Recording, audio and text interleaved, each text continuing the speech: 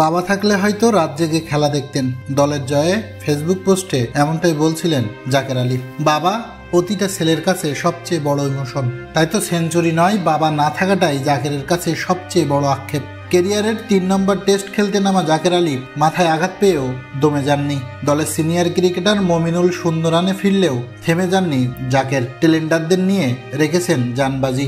যখনই ক্যারোবিয়রা চেপে ধরার চেষ্টা করেছে জাকের, তখন হয়েছে আরও বেশি অ্যাগ্রেসিভ। ৮-৪, ৫-৫টি ছক্কায় খেলেছেন ক্যারিয়ার সেরা ইনিংস। তার বিরচিত এই ইনিংসে ভর করে দলও জয়লাভ করেছে। তবুও একটা আক্ষেপ রয়ে গেছে জাকিরের, আর তা হলো বাবা।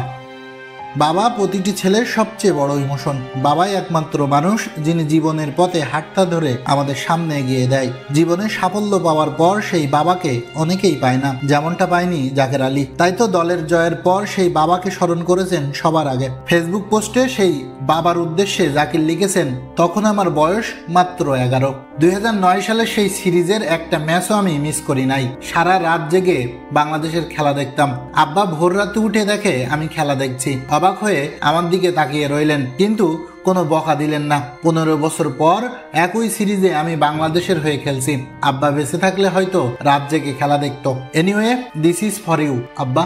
তাই বেঁচে থাকতে নিজের বাবাকে ছোটুকু দিয়ে সম্মান আর ভালোবাসা দিয়ে পাশে থাকুন। হারালেই বুঝবেন কত মূল্যবান জিনিস হারিয়েছেন। ভালো থাকুক পৃথিবীর সকল বাবা। মিস ইউ বাবা।